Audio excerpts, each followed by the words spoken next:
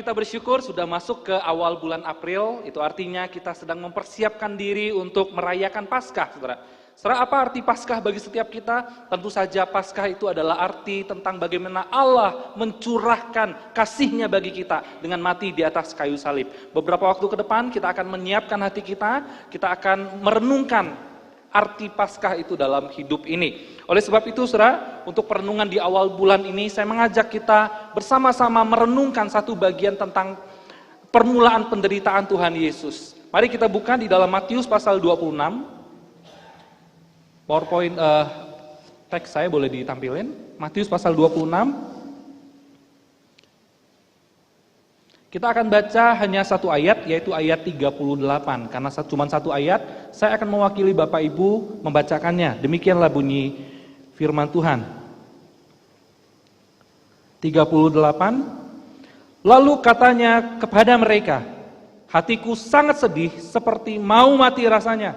Tinggallah di sini dan berjaga-jagalah dengan aku. Tinggallah di sini dan berjaga-jagalah dengan aku. Saudara, hari ini saya mau mengajak kita untuk merenungkan satu kalimat dari hati Tuhan Yesus, dari mulut Tuhan Yesus, yaitu tentang hatiku sedih, mau mati rasanya. Yesus selalu ngomong sama kita harus penuh sukacita. Yesus selalu ngomong sama kita jangan khawatir menjalani hidup ini. Tapi kali ini Yesus akan menghadapi sesuatu yang lebih mengerikan. Sampai dia berkata, hatiku sedih, mau mati rasanya. Saudara dikasih oleh Tuhan, setiap kita pasti takut kalau misalnya datang ke dokter dan dokter itu ngomong, kamu harus operasi. Setuju? Semua orang yang datang ke dokter, itu pasti takut mendengar kalau dokter bilang, cek, ya mungkin agak diturunkan ininya, trouble-nya, ya, oke. Jadi saudara, salah satu hal yang paling ditakutkan oleh orang ketika datang ke dokter, itu adalah takut dengar kalau dokter bilang begini, sudah nggak ada obat, sudah nggak ada cara lain selain Anda harus dioperasi. Betul? Kecuali operasi plastik mungkin ya, mau kali ya, yang jelek jadi cantik ya, yang hitam jadi putih, yang putih jadi hitam, misalnya begitu kan bisa operasi plastik. Tapi saudara, setiap kita kalau sakit kepala, sakit perut, tiba-tiba datang ke dokter, dokter bilang, kamu harus operasi loh, itu sesuatu yang mengerikan. Rasanya dunia sudah berakhir. Kenapa saudara? Saudara, bukan operasi itu buruk, operasi tentu saja baik. Operasi itu adalah bagian daripada medis untuk menolong orang supaya bisa segera sembuh. Tetapi yang masalahnya adalah kita takut. Kenapa? Kita takut kalau tubuh kita yang bagus dirobek. Betul? Dipotong.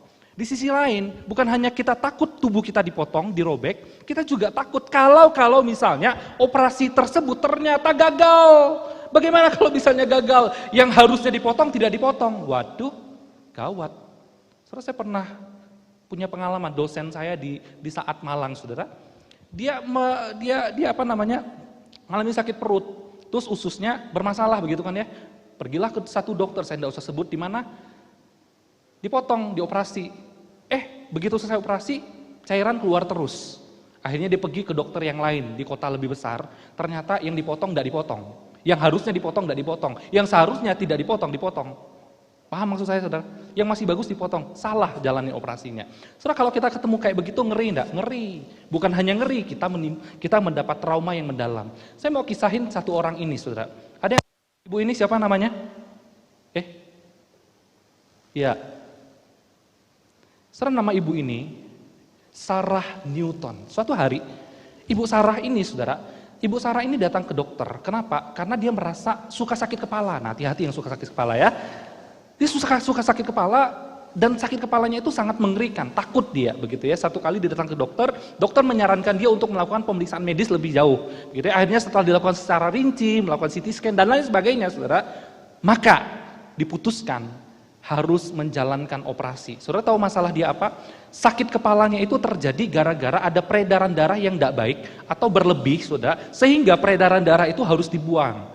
Dan dibuat saluran yang baru dibuang ke perutnya, ke bagian perut. Itu berita yang saya baca, begitu ya. Nah saudara, singkat cerita, tidak ada jalan lain, karena saya juga pengen sembuh, maka silahkan dok, silahkan operasi saya. Nah saudara, singkat cerita, maka setelah menjalankan operasi, setelah dia dibius saudara, Dia sudah tidak bergerak. Setelah dia bius, dia sudah tidak bisa bergerak. Tapi masalahnya adalah pada waktu perjalanan operasi itu, saudara, dia mengalami yang namanya kegagalan atau kesadaran anestasi. Saudara, anestasi itu adalah salah satu tindakan medis membius orang ketika orang mau dioperasi, begitu ya.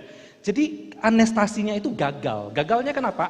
Begini, saudara, dia udah nggak bisa bergerak, nggak bisa ngomong, tapi dia masih bisa merasakan sesuatu. Dicubit itu masih terasa seperti orang biasa dicubit. Dicium itu masih bisa terasa pipi orang, gitu loh.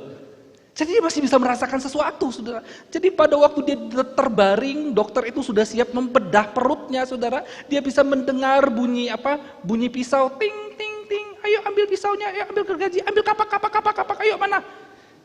Saudara bisa bayangkan ya, ngeri. Dia bisa mendengar itu, bahkan waktu dokter mengoles, kalau kita dioles begini sama istri atau suami, geli ketawa ya. Dia mau nangis, saudara, waktu dioles dengan minyak perutnya. Pisau itu ditaruh, kalau kita makan stik kan enak ya, dipotong-potong aja, silahkan dipotong ya. Pisau dipotong, seret. Dia sakit, dia bisa merasakan sakit itu. Dia pengen teriak, tapi gak bisa teriak. Tangan dokter masuk ke dalamnya, roh. Tangan suster masuk ke dalamnya, roh. Dia bisa merasakan itu, saudara. Saudara, betapa mengerikannya. Nah, saudara, dalam kondisi itu, saudara, 40 menit dia harus menahan dirinya. Waduh, dia 40 menit harus bertahan. Bagaimana caranya supaya saya itu bisa melewati waktu ini dan ini sampai selesai. Saudara, 40 menit itu dia berkonsentrasi melawan rasa sakit itu. Dia pengen teriak, tapi nggak bisa teriak. Dia pengen minta tolong, tapi nggak bisa ngomong. Dia pengen mukul semua orang yang menyakiti dia itu, tapi dia tidak bisa berbuat apa-apa. Kenapa? Karena nggak bisa gerak, nggak bisa apa-apa. Saudara, bayangkan dalam kondisi yang seperti itu, dia harus menahan sakit. Singkat cerita, operasi berjalan dengan baik, sakitnya sembuh. Sakitnya sembuh, saudara. Masalah dia selesai.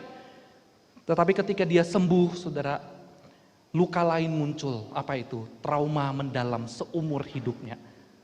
Trauma mendalam seumur hidupnya. Dia pengen ngomong, tapi ternyata tidak ada yang dengar dia. Banyak orang di sekitarnya, tapi dia merasa dirinya sendiri. Tidak ada yang mengerti dia, tidak ada yang tahu dia sedang mengalami apa. Nah, saudara yang dikasih oleh Tuhan, singkat cerita hidupnya dipenuhi dengan trauma sepanjang dia hidup setelah dia menjalani operasi itu, saudara. Dia menyesal sekali dan dia menuntut dokter-dokter yang melakukan tindakan operasi itu. Nah, saudara yang dikasih oleh Tuhan, sangat berbahaya ketika kita mengalami sakit di bagian tubuh kita, tapi ternyata tidak ada yang mengerti kita.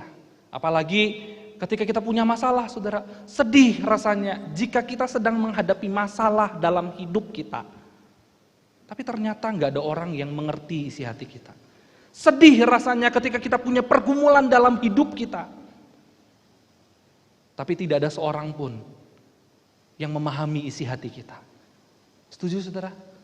Saudara, maka dampaknya ketika kita mengalami stres seperti ini, saudara, putus asa seperti ini, kita menjadi down. Saudara, beberapa waktu belakangan, saudara, terakhir sebelum saya kembali ke Ngunut, saudara, saya mendapat kabar dari beberapa rekan, seorang anak remaja, wanita, cantik, pintar, anak orang kaya, saudara. Dia tulis di story Instagramnya, ngomong apa, saudara? Selamat datang neraka, aku akan kembali. Selamat tinggal keluarga tercinta, hidupku sudah tidak berharga. Story itu ditulis besoknya dia ditemukan gantung diri di dalam kamar mandi. Kenapa bisa begitu, saudara? Pintar, cantik, prestasi tinggi. Tapi ternyata dia punya pergumulan yang dia ceritakan ke orang tapi tidak seorang pun yang bisa mengerti. Dia punya masalah tapi orang tuanya tidak peduli. Dia punya masalah tapi tidak ada orang pun yang paham dengan dia.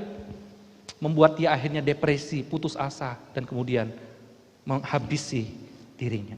Saudara yang dikasih oleh Tuhan, putus asa itu biasa dalam diri kita manusia. Kenapa?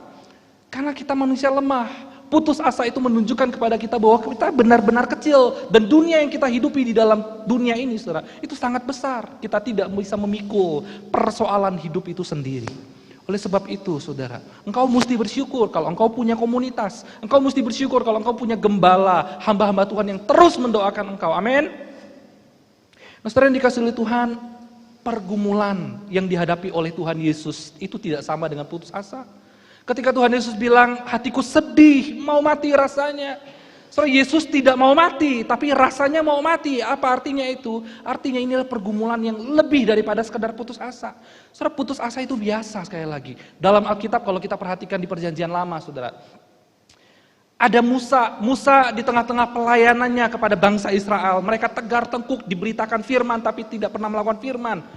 Akhirnya dia marah kepada Allah dan dia berkata, ambil aja nyawaku ini, bunuh aja aku, tidak ada gunanya aku hidup. Dia tidak tahan, frustasi menghadapi orang-orang Israel, saudara.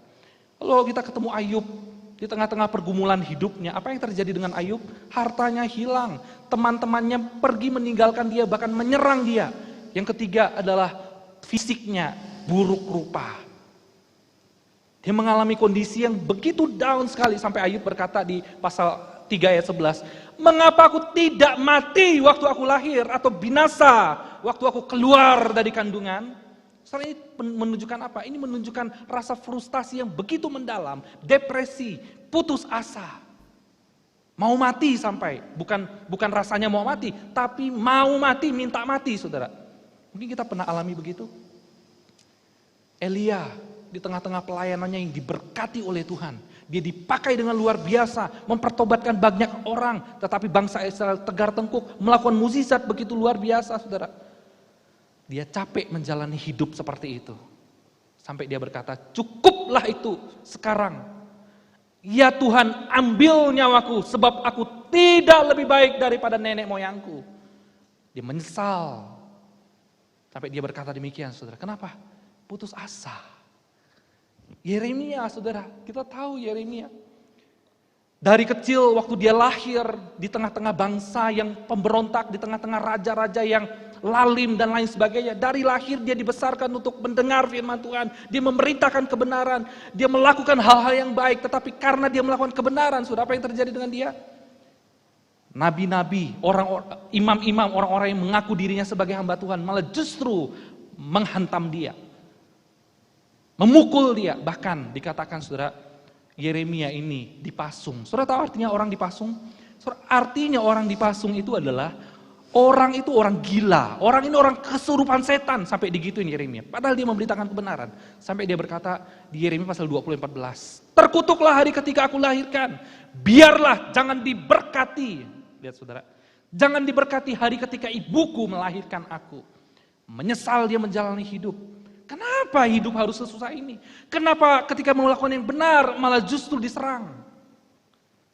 Putus asa itu biasa. Itu menunjukkan kita ini lemah. Itu menunjukkan kita ini tidak bisa apa-apa. Itu menunjukkan kita ini tidak bisa jalan sendiri. Kalau nabi yang diberkati oleh Tuhan, kalau nabi yang diurapi oleh Tuhan aja bisa putus asa, apalagi hidup engkau dan saya. Amin. Wajar kalau ada orang putus asa menjalani hidup. Wajar sekali. Tapi kisah ini menunjukkan kepada kita seharusnya, kalau kita memang rentan, kalau kita itu memang lemah, kalau kita ini memang akan dan pasti akan frustasi menghadapi situasi yang tidak mudah, kita tidak boleh sombong. Kita mesti ingat, kita butuh orang. Kita butuh rekan, kita butuh gereja, kita butuh doa. Kita butuh Tuhan dan yang terpenting. Amin, saudara-saudaraku.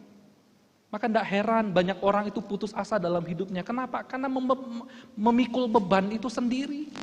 Memikul masalah itu sendiri. Tidak ada teman, tidak ada rekan, bahkan tidak ada Tuhan dalam hidupnya. Saudara yang dikasih oleh Tuhan, putus asa biasa. Tapi yang dihadapi oleh Yesus, perhatikan baik-baik. Yesus tidak sedang putus asa.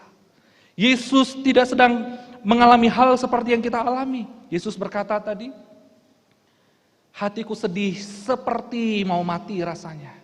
Yesus tidak minta mati di sini, saudara. Karena dia tahu dia pasti akan mati. Dia tidak minta mati. Tetapi perasaan inilah sebuah perasaan yang lebih daripada sekedar putus asa. Yesus tidak putus asa, dia tidak lemah saudara, atau pribadi yang rapuh. Ada orang yang karena memang tidak terbiasa dengan penderitaan, dengan kesusahan, gampang mengeluh, gampang menyerah, gampang putus asa, bikin satu hal ditinggal karena susah, melakukan satu hal tidak diteruskan karena susah. Memang karena tidak biasa tersusah, tapi Yesus tidak. Sejak lahir Yesus sudah susah, sejak lahir dia sudah lahir di tempat yang bau saudara. Tidak. Dia bukan pribadi yang rapuh, dia bukan pribadi yang lemah. Bahkan saudara, Yesus berulang-ulang kali mengatakan, saudara.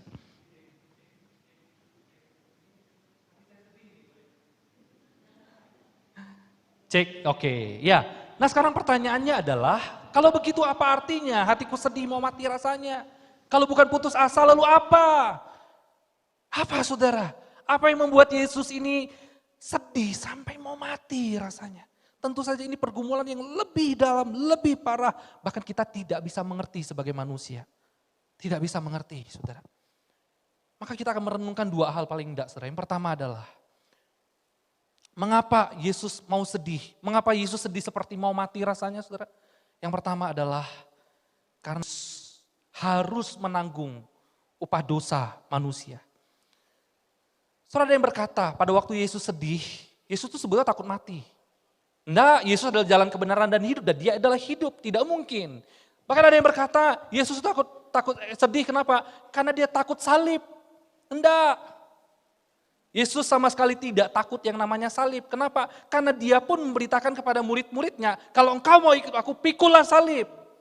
Jadi saudara, sekali lagi, bukan takut mati. Yesus bukan takut salib.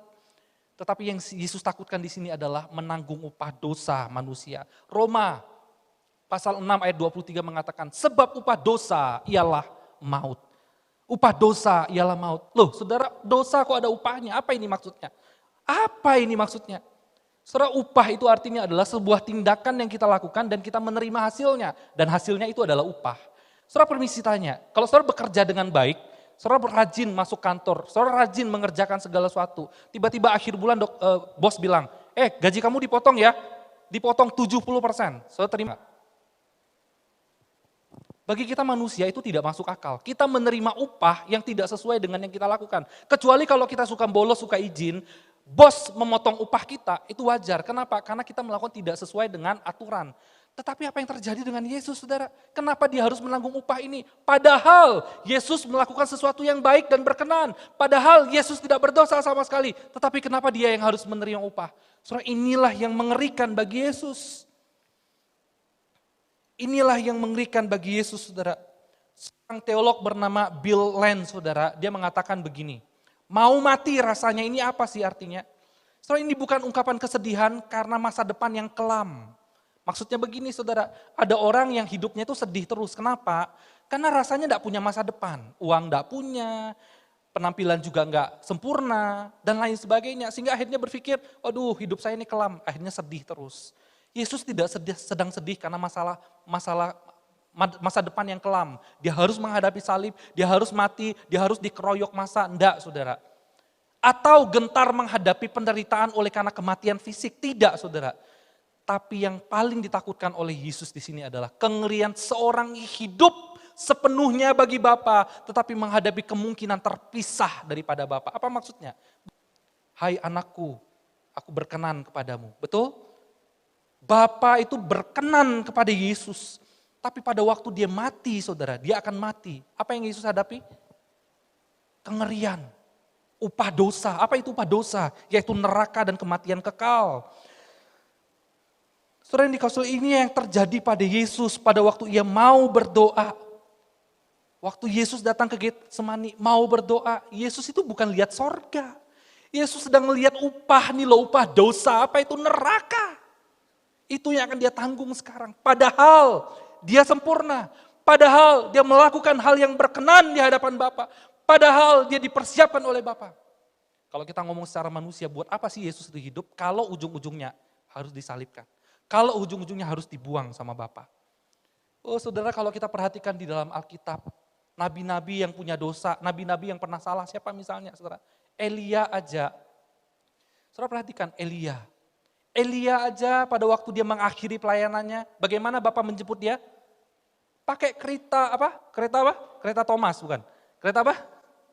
Kalau samaan suka ngomong apa? Dia suka sama kereta Thomas itu loh yang film kartun gitu ya. Kereta berapi, kereta mewah. Musa diangkat naik ke sorga. Sementara Yesus waktu mati gimana? Tergantung di atas kayu salib. Padahal anak Bapa loh. Apakah tidak menyedihkan saudara? Stefanus ketika menderita pelayanan, setia memberitakan Injil, apa yang terjadi dengan dia? Dia rajam dengan batu, dia mati. Tapi pada waktu dia mati, apa yang terjadi saudara? Sorga terbuka dan dia memandang Bapa menunggunya. Lihat saudara, manusia aja Bapa perlakukan sedemikian rupa. Tapi pada waktu Yesus mati, pada waktu Yesus berdoa, yang dia lihat hanya neraka yang ternganga. Kemana Bapa? Sampai akhirnya ketika dia di atas kayu salib, Yesus berkata apa? Eloi, Eloi, lama sabachthani. Allahku, Allahku, mengapa engkau meninggalkan aku? Apa artinya? Artinya adalah ketika seseorang ditinggal, itu artinya seseorang dibuang. Sementara Stefanus, sementara Elia, sementara Musa mati dengan cara terhormat. Tapi Yesus sang anak tunggal Bapa harus menghadapi upah dosa itu. Dibuang sama Bapa, terpisah dengan Bapa. Saudara, hancur hati Yesus. Bukankah dia manusia 100% dan Allah 100% dan dia melakukan hal yang sempurna? Bukankah dia tidak pernah melakukan dosa? Bukankah dia selalu berkata, jadilah kehendakmu Bapa? Bukankah dia selalu memikul salib dan taat sampai mati? Tapi kenapa harus melihat neraka? Saudara, inilah yang membuat Yesus ngeri, takut. Namun saudara, keadaan itu semakin menakutkan. Bukan hanya sekedar terpisah dari Bapa. Terpisah dan kemudian sekarang datanglah murka. Murka Allah yang harus dia tanggung. Kitalah yang seharusnya menerima upah atas kejahatan kita itu. Kitalah yang harusnya dipisahkan daripada Bapa, dibuang ke dalam neraka. Kitalah yang seharusnya saudara menerima murka yang mengerikan itu. Tapi saat ini ya, saat Yesus bilang, hatiku sedih seperti mau mati rasanya. Karena dia akan menanggung murka Allah itu. Saudara bisa bayangkan enggak murka Allah itu seberapa besar? Saudara jangankan murka Allah, murka manusia aja kita takut, betul? Saudara takut enggak kalau saya marah? Takut enggak? Terima kasih. Enggak takut, bagus, berarti saya kelihatan orang baik ya. Oke, terima kasih.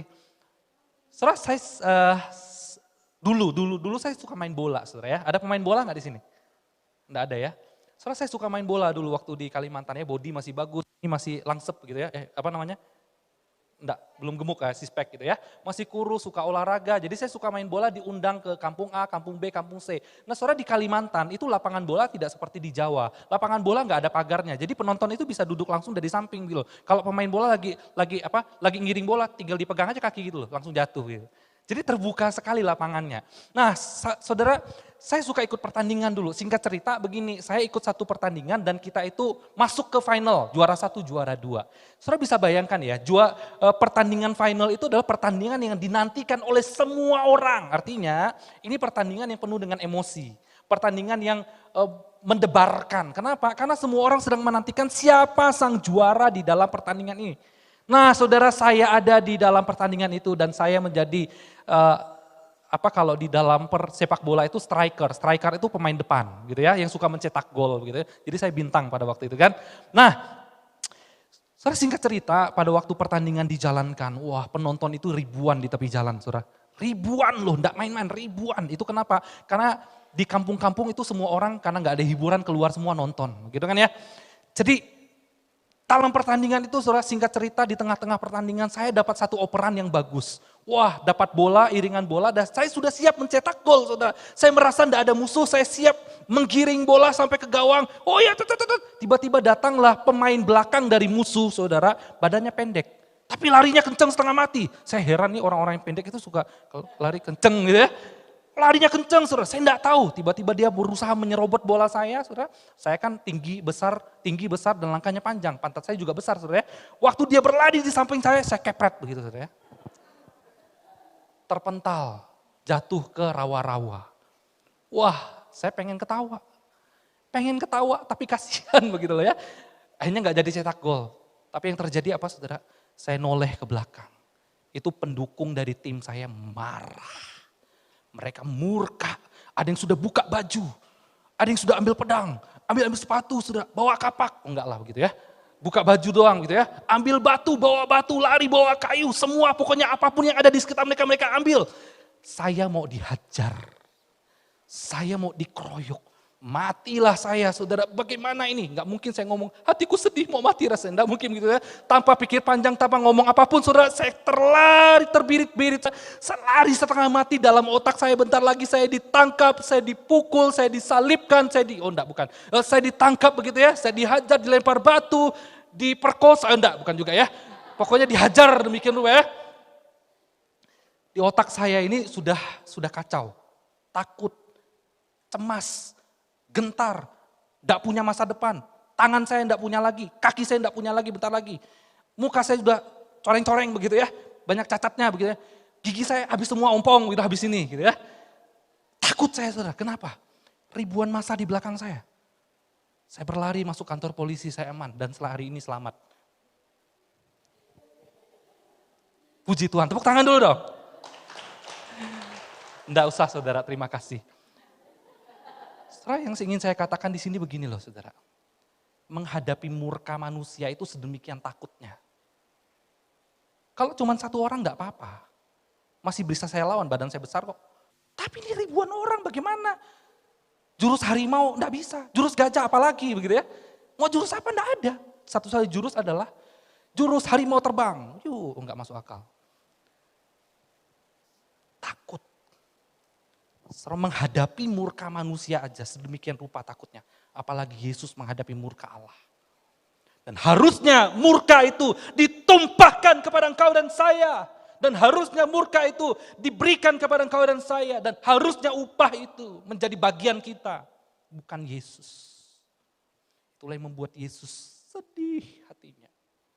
Maka hari ini, saudara, kalau engkau dan saya sudah diselamatkan oleh Yesus, kalau engkau dan saya sudah percaya Yesus, jangan main-main lagi dengan dosa. Jangan main-main lagi, saudara. Tinggalkan itu. Karena tiap kali kita melakukan dosa, tiap kali itu Roh Kudus dinistai. Roh Kudus dibuat kecewa, Roh Kudus sedih. Tiap kali kita berbuat dosa. Jangan main-main dengan dosa, karena hukumannya adalah murka Allah. Memang murka itu sudah ditanggung oleh Kristus. Ketika kita percaya kepadanya, kita tidak perlu lagi menanggungnya. Tapi jangan main-main, saudara. Sebentar lagi engkau dan saya akan merayakan Paskah. Apa sih Paskah bagi kita itu? Apa Paskah bagi kita? Ada orang berpikir Paskah itu perayaan tiap tahun. Ada orang berpikir Paskah itu ya acara-acara Kristen tiap tahun begitu ya. Yang penting ibadah, yang penting bla bla bla. Saudara, hari ini saya mendorong setiap kita. Mari kita renungkan baik-baik. Pernah enggak kita datang, kita merenungkan Paskah itu sebagai sebuah momen di mana kita ini yang tidak layak. Kita ini seharusnya mendapatkan upah dosa, tapi upah itu sekarang sudah ditimpakan kepada Yesus dan kita hari ini bisa menyembah Tuhan. Amin. Saudara, sebentar lagi mau Paskah. Saya sangat mendorong saudara untuk berdoa secara pribadi di hadapan Tuhan. Kalau masih ada dosa yang selalu engkau bawa, kalau masih ada hidup yang tidak berkenan yang selalu engkau lakukan dalam hidupmu, apapun itu, tinggalkan. Apapun itu, serahkan di hadapan kaki Yesus. Apapun itu, bertobat. Amin, saudara. Jangan sampai engkau membuat Yesus sekali lagi berkata, hatiku sedih, mau mati rasanya. Kita bersyukur atas anugerah Tuhan. Itu yang pertama. Karena Yesus harus menanggung upah dosa. Yang kedua, mengapa Yesus sedih seperti mau mati rasanya, saudara? Yang kedua adalah Yesus harus menjadi korban penebusan bagi kita yang berdosa. Oh saudara, berkorban buat orang yang baik sama kita itu biasa dan itu sangat mudah untuk dilakukan. Berkorban buat papa, berkorban buat mama, berkorban buat saudara kita itu sangat mudah dilakukan. Kenapa? Karena kita tahu papa mama melahirkan kita, orang baik sama kita, kita baik sama mereka. Itu biasa. Tetapi yang paling sulit untuk dilakukan adalah ketika kita berkorban kepada orang yang jahat kepada kita. Apalagi kita tahu orang ini tidak akan bertobat, bahkan tidak setia sama kita. Soal ini yang paling sulit. Kenapa saudara? Karena ada dua hal. Pertama, pengorbanan itu butuh yang namanya perendahkan diri. Merendahkan diri. Saudara. Yang kedua, pengorbanan itu butuh kasih yang sangat besar. Kalau kita tidak bisa merendahkan diri saudara, tidak mungkin kita itu bisa mengorbankan diri bagi orang lain. Kalau kita tidak bisa tidak punya kasih saudara, tidak mungkin kita bisa mengorbankan diri bagi orang lain. Makanya tidak heran rumah tangga itu suka hancur. Kenapa? Karena ada orang-orang yang tidak mau merendahkan diri di dalamnya. Suami merasa diri benar, istri juga merasa diri benar. Wajar, kita manusia berdosa. Sangat wajar. Karena bakat daripada manusia berdosa adalah selalu merasa diri paling benar dan diri paling tinggi. Sehingga tidak boleh ada yang lebih benar, sayalah yang paling benar. Kalau sifat seperti ini kita bawa terus, maka tidak mungkin kita akan bisa berkorban bagi orang yang berbuat salah kepada kita, saudara. Nah inilah pengampunan yang Tuhan lakukan. Tuhan mampu melakukan itu karena dia mampu punya dua hal itu. Dia rela merendahkan dirinya dan dia punya kasih yang teramat besar dalam hidup kita, saudara. Saudara Jonathan Edwards, seorang pengkhotbah di masa lalu, dia katakan begini saudara. Mengapa Yesus yang selama ini hidup dalam kekekalan, yang menikmati kasih Bapa, harus dilempar ke dalam perapian bagi kita yang tidak pernah membalasnya? Bagi kita yang tertidur saat diminta buat berdoa dan berjaga-jaga? Mengapa Yesus harus ditimpa murka Allah demi kita yang mengasihinya, yang tidak mengasihinya, bahkan kita yang memusuhinya? Mengapa Yesus harus menerima semua itu, saudara? Buat kita yang tidak layak bersatu dengan Yesus. Dan kita tidak akan pernah layak katanya. Kenapa Yesus tetap mau melakukan itu semua? Kenapa Yesus tetap mau mati bagi murid-muridnya? Pada waktu mau berdoa, Yesus bilang, hatiku sedih mau mati rasanya. Apa yang dilakukan oleh murid? Berjaga-jagalah. Lalu Yesus pergi berdoa. Murid-murid ngapain? Main kartu? Main game? Nonton Netflix? Tidur. Apa artinya tidur itu, saudara? I don't care about you. Aku tidak peduli sama kamu, Yesus. Kamu mau sedih? Sedih, ho. Aku juga capek. Mau tidur aku. Egois kan? Kok mau Yesus mati buat orang egois kayak begini? Saudara, jadi korban buat orang kayak gini tidak mudah. Yang kedua, saudara, kalau kita perhatikan di dalam kebiasaan orang-orang Israel, orang-orang Yahudi, di dalam imamat, saudara, orang itu kalau berdosa, apa buat pengampunannya? Harus diganti dengan binatang. Jadi pengampunan dosa itu dilakukan dengan mengorbankan binatang, membunuh binatang supaya orang yang salah, orang yang berdosa itu diampuni. Jadi artinya apa ketika Yesus mati di atas kayu salib menjadi korban? Itu artinya apa, saudara? Itu artinya Yesus itu mau mati bagi kita, berkorban bagi kita yang berdosa dan dia siap menanggung. Dialah menjadi binatangnya bahkan lebih rendah daripada binatang. Saudara, ini menunjukkan apa, saudara? Ini menunjukkan kepada kita Yesus itu merendahkan diri serendah-rendahnya sampai lebih rendah daripada seekor binatang, saudara. Supaya apa? Supaya engkau dan saya itu diselamatkan, ditebus dosanya. Saudara, inilah yang tidak mudah dilakukan oleh kita. Dan itulah yang menjadi pergumulan dan membuat hati Yesus begitu sedih. Coba bayangkan, dia yang datang dari sorga, tahta mulia tempatnya di sana. Tapi sekarang turun, lebih rendah bahkan daripada binatang. Kenapa kok Yesus bisa melakukan itu? Kenapa, saudara? Tidak lain adalah karena kasih-Nya. Dosa manusia memang begitu besar, bahkan tidak dapat diampuni dengan cara apapun. Tetapi ketika Yesus mengorbankan dirinya, itu menunjukkan bahwa kasih Yesus jauh lebih besar dibandingkan dengan dosa kita yang teramat besar. Amin, saudara. Oleh sebab itu Roma pasal 5 ayat 8 berkata, tetapi Allah menunjukkan kasih-Nya kepada kita oleh karena Kristus telah mati untuk kita. Kapan? Bukan kita pelayanan, bukan pada saat kita doa, bukan pada saat kita berbuat baik, bukan pada saat kita baca Alkitab. Tapi Alkitab mencatat ketika kita masih berdosa. Wajar kalau kita itu baik sama orang yang baik. Wajar kalau saya sebagai hamba Tuhan sayang sama orang-orang yang aktif pelayanan. Saya sayang sama mereka, wajar. Tapi bagaimana mungkin secara manusiawi saya sebagai hamba Tuhan bisa sayang sama orang yang tidak aktif. Secara manusiawi tidak bisa diterima, sulit untuk diterima. Tapi Allah melakukan itu, saudara. Allah menjadi tidak berkenan supaya kita berkenan. Allah menjadi buatnya berdosa supaya kita yang berdosa diselamatkan. Amin. Kita mesti bersyukur. Yesaya mengatakan, saudara, tetapi dia tertikam oleh karena pemberontakan kita. Dia diremukkan oleh karena kejahatan kita. Ganjaran yang mendatangkan keselamatan bagi kita ditimpakan kepadanya. Dan oleh bilur-bilurnya kita menjadi sembuh. Dia luka, kita sembuh. Dia menderita, kita bersuka cita. Amin. Semua sudah dilakukan oleh Pak Kristus bisa lakukan itu. Karena dia merendahkan dirinya. Dan dia mengasihi kita sedemikian rupa. Saudara, sungguh besar kasih Allah dalam hidup kita. Sungguh besar kasih Allah dalam hidup kita. Bagaimana kita bisa menggambarkan kasih Allah dalam hidup ini, saudara? Apa yang dapat menggambarkan kasih Allah yang begitu besar? Saudara, secara manusia kasih Allah itu tidak mungkin seperti ini. Rasanya tidak masuk akal kok ada Allah yang maha tinggi merendahkan diri lebih rendah daripada binatang. Tidak mungkin rasanya. Tapi itulah yang Yesus lakukan. Karena dia memang mengasihi kita. Saudara, izinkan saya menceritakan sebuah penggambaran tentang kasih Allah kepada kita. Di akhir khotbah ini, saudara. Ada seorang wanita tua, pekerja seks komersial, PSK, saudara. Saudara, di masa muda, wanita ini begitu disukai.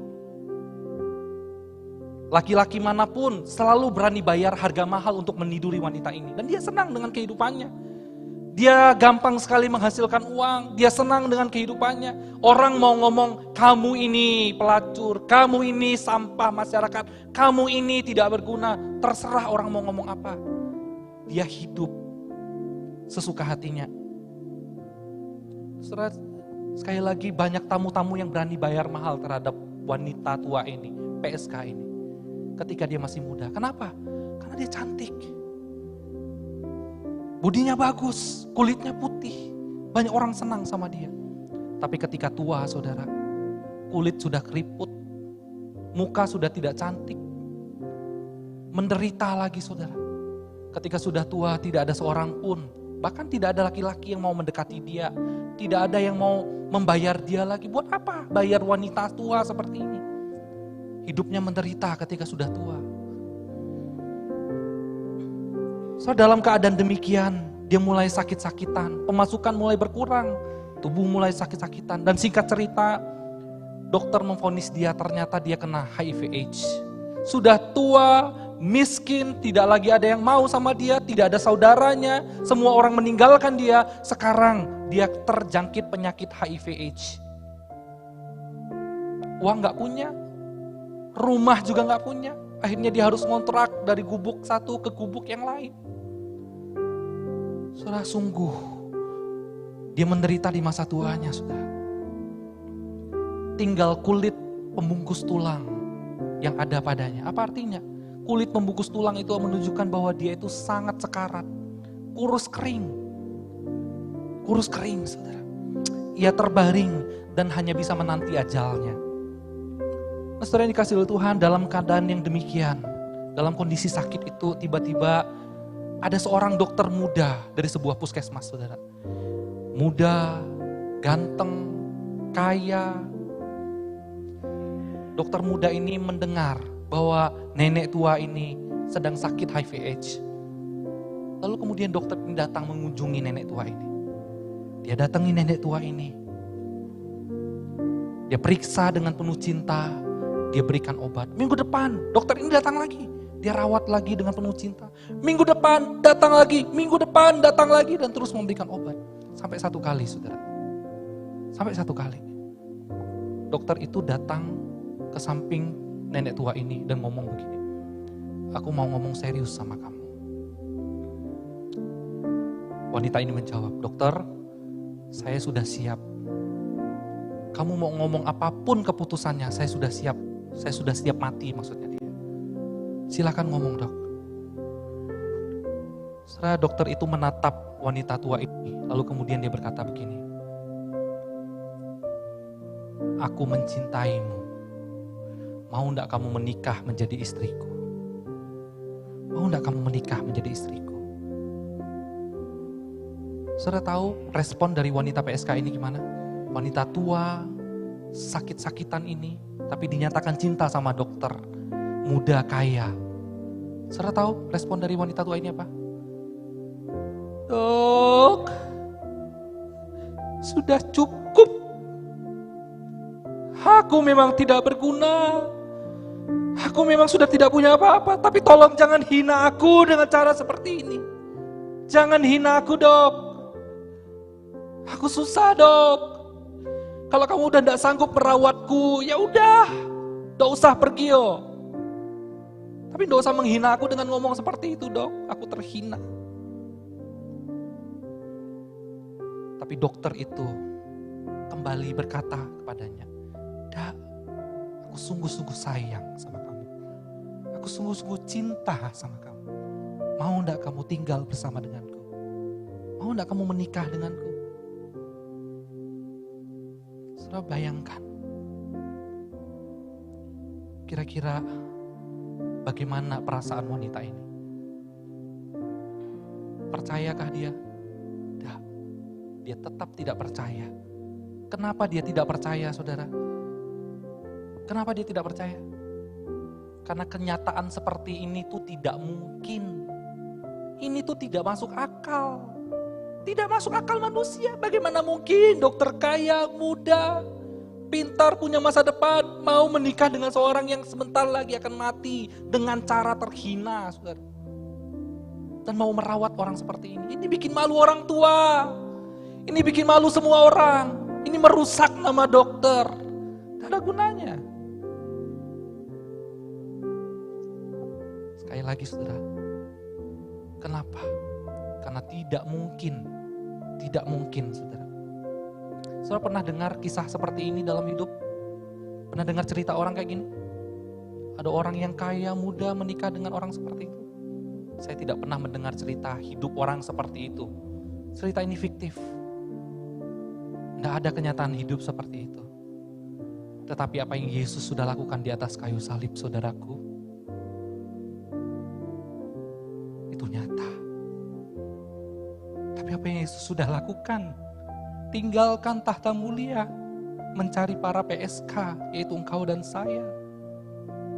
Orang-orang yang berdosa, orang-orang yang sudah layak, tidak layak lagi, sudah sampah, tinggal dibuang ke dalam neraka. Yesus datang memungut engkau dan saya.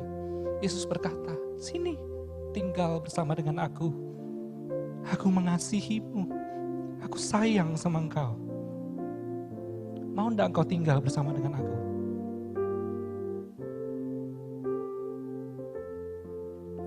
Saudara, Yesus sungguh-sungguh mengasihi engkau dan saya.